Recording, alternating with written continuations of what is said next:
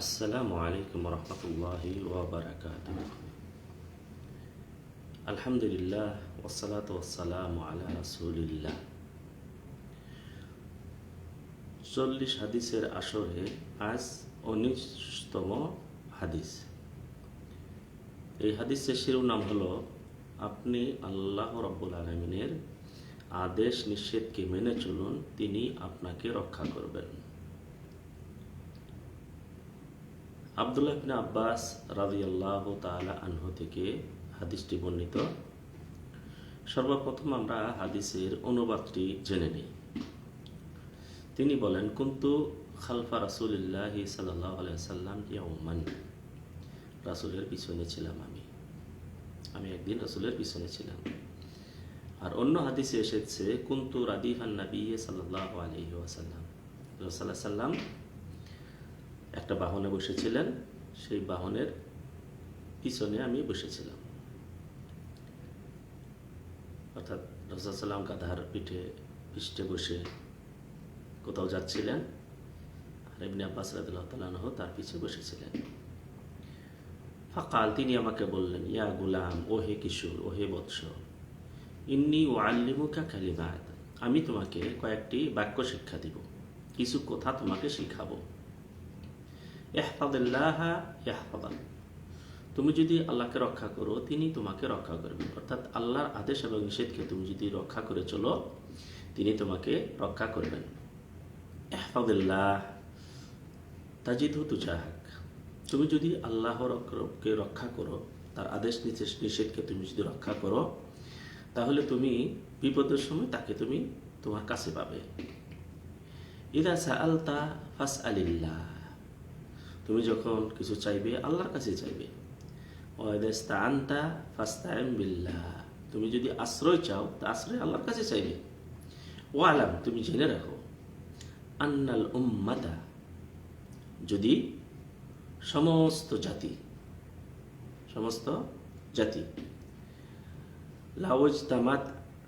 লাওয়াজতামাআত আলা আন ইয়ানফাউকা বিশাইইন লাম ইয়ানফাউকা ইল্লা বিশাইইন কাদ কাতাবাহুল্লাহু লাক, সমস্ত জাতি যদি তোমাকে উপকার করার চেষ্টা করে, সবাই মিলিত হয়ে যদি তোমাকে উপকার করতে চায়, ততটুকুই উপকার করতে পারবে যা আল্লাহ তোমার জন্য লিখে রেখেছেন।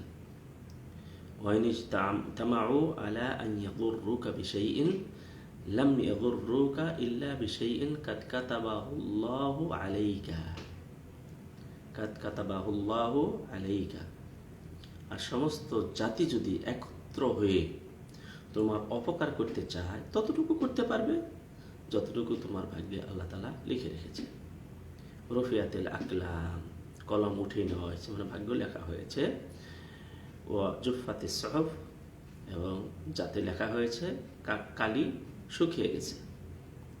হাদিসটি বর্ণনা করেছেন তিরমিজি এবং বলেছেন হাদিসটি সহিহ। অন্য বর্ণনায় এসেছে, ইহফাযিল্লাহ তাজিদহু আমামাক, ওখানে বলা হয়েছে তোমার সামনে পাবে। যদি অন্য ভাষায় অন্য শব্দ একটু হেরফের আছে, অর্থ একই। তুমি যদি আল্লাহকে রক্ষা করো, আল্লাহর আদেশ নিষেধকে যদি রক্ষা করো, তোমার সামনে পাবে আল্লাহকে। এবং তুমি যদি তোমার আনন্দের সময়, তোমার সুখের সময় আল্লাহকে তুমি যদি মেনে চলো, আল্লাহর আদেশ নিষেধকে মেনে চলো, তাকে শ্রদ্ধা করো, সমীহ করো, তাহলে তোমার বিপদের সময় তাকে পাবে, তোমাকে রক্ষা করবেন বিপদের সময়। তো এই হাদিসে আরো কিছু শব্দ রয়েছে প্রায় কাছাকাছি। তিনি বলছেন, তুমি যদি যাই করো না কেন, তোমার ভাগ্যে যা লেখা আছে তাই তুমি পাবে। তুমি যদি ভুল করেও যাও, তবুও তোমার ভাগ্য ভুল করবে না, তোমার কাছে চলে আসবে। আর একটা বিষয় জেনে রাখো, তুমি যদি সাহায্য চাও, বিজয় হতে চাও, বিজয়টা কিন্তু ধৈর্যের সাথে সম্পৃক্ত। আর তুমি যদি উদ্ধার চাও তাহলে মনে রাখো উদ্ধার কিন্তু বিপদের সাথে সম্পৃক্ত। বিপদ আসলে উদ্ধার হবে কই থেকে? আর একটা জিনিস মনে রেখো, বিপদের সাথে রয়েছে সহজ, কষ্টের সাথে কষ্ট যে আছে, কষ্টের সাথে আনন্দ রয়েছে, কষ্টের সাথে তোমার সহজ রয়েছে, কঠিনের সাথে সহজ রয়েছে। এই হাদিস থেকে অনেক কিছুই বোঝা যাচ্ছে, অনেক কিছু জানা যাচ্ছে। এখানে তো সময় অল্প সময়ের ভিতরে যতটুকু আমরা চেষ্টা করব বোঝার জন্য। আল্লাহ নবী সাল্লাল্লাহু আলাইহি ওয়াসাল্লাম তিনি ইবনে আব্বাস অর্থাৎ আব্দুল্লাহ ইবনে আব্বাস রাদিয়াল্লাহু তাআলা আনহুকে কিছু বাক্য শিক্ষা দিলেন। তার সারমর্ম হলো যে আমাদেরকে সব সময় আল্লাহ রাব্বুল আলামিনকে সমীহ করে চলতে হবে, শ্রদ্ধা করে চলতে হবে, তার আদেশ এবং নিষেধকে শ্রদ্ধার সাথে মেনে চলতে হবে। আমি যদি তাহলে তিনি আমাকে দুনিয়া এবং আখেরাতে তিনি রক্ষা করবেন। দুনিয়াতে সমস্ত বিপদ থেকে রক্ষা করবেন। সবচেয়ে বড় বিপদ কি? ঈমান হারিয়ে যাওয়া। সবচেয়ে বড় বিপদ কি? ঈমান হারিয়ে যাওয়া। সবচেয়ে বড় বিপদ তারপরে কি? আমলের কমতি। এগুলি আল্লাহ তাআলা সবকিছু আমাদেরকে দান করবেন। আর দুনিয়ার যে বিপদ রয়েছে, বিপদ থেকে তিনি উদ্ধার করবেন। আর আখেরাতেও তিনি আমাদেরকে উদ্ধার করবেন, কেননা তাকে আমরা মেনে চলেছি, তিনি আমাদেরকে রক্ষা করবেন। ইউনূস আলাইহিস সালাতু ওয়াস সালাম সবসময় আল্লাহকে মানতেন, আল্লাহ রাব্বুল আলামিন জিকির করতেন, আল্লাহ রাব্বুল আলামিন ইবাদত করতেন, আল্লাহর আদেশ নিষেধকে মেনে চলতেন। তিনি যখন মাছের পেটে গেলেন, তিনি আল্লাহ রাব্বুল তাকে রক্ষা করেছেন।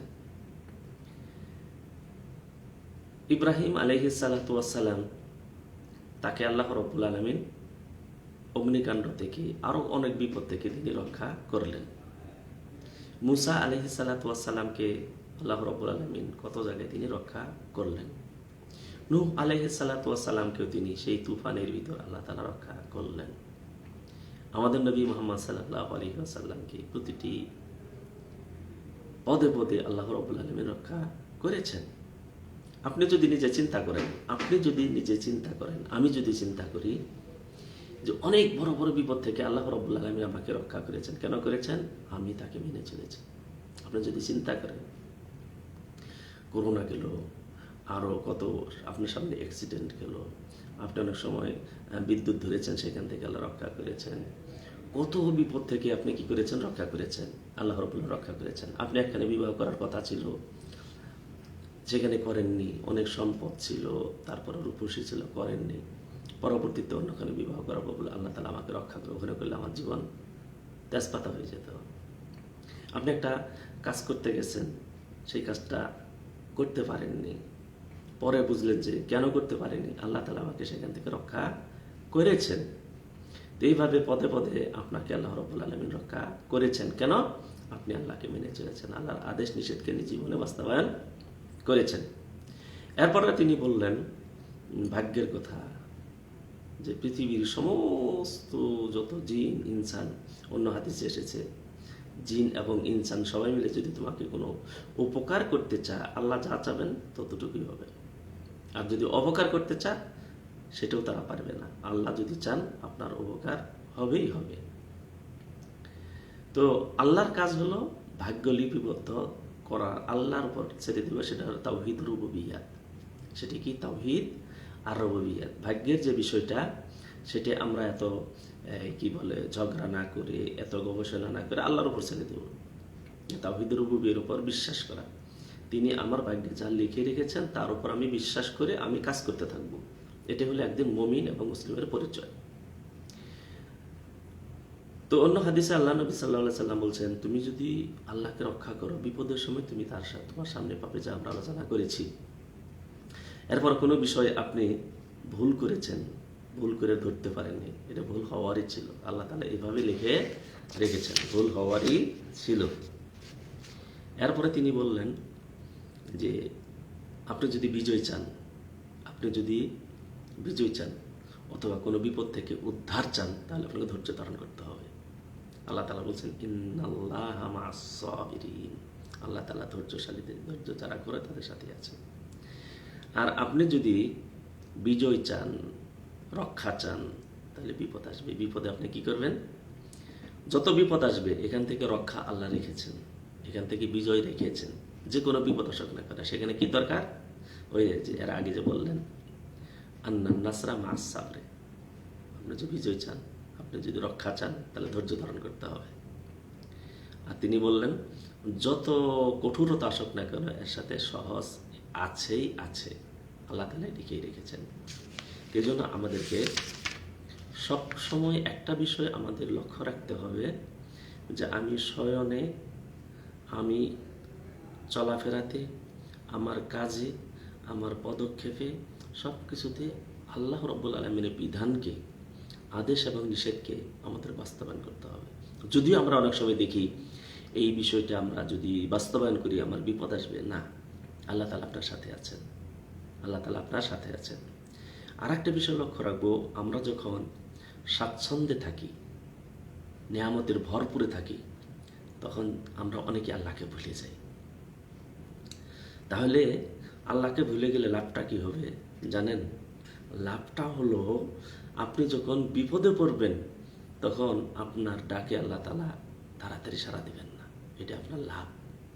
মানে উল্টা বললাম আর কি। আর যদি আপনি আনন্দের সময়, সুখের সময় আল্লাহকে স্মরণ রাখেন, তাহলে বিপদের সময় সরাসরি আল্লাহকে আপনার সাহায্যকারী হিসেবে পাবেন। এই জন্য দেখবেন আমাদের যে দুইটা ঈদ আল্লাহ দিয়েছেন আনন্দের জন্য, এই ঈদের প্রধান যে কাজ সেটা হলো সালাত আদায় করা। সেটা কি? সালাত আদায় করা, অর্থাৎ আনন্দের ভিতরে আল্লাহ রাব্বুল আলামিন শুকরিয়া আরো বেশি আদায় করবেন, শুকরিয়া আরো বেশি আদায় করবেন।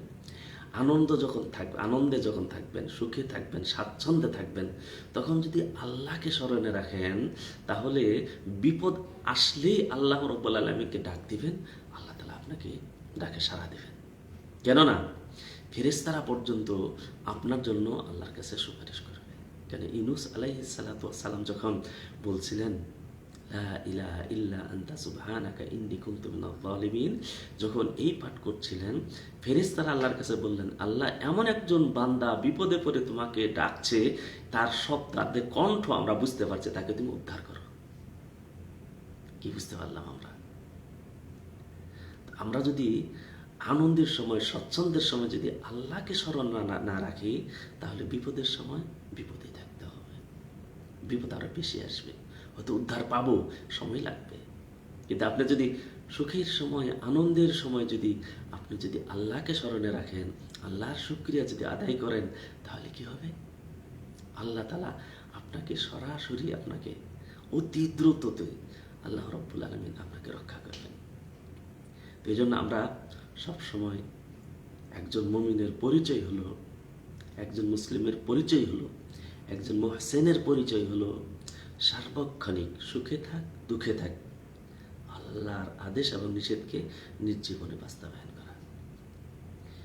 সুখে থাক, দুঃখে থাক, আল্লাহর নিয়ামতের শুকরিয়া আদায় করা।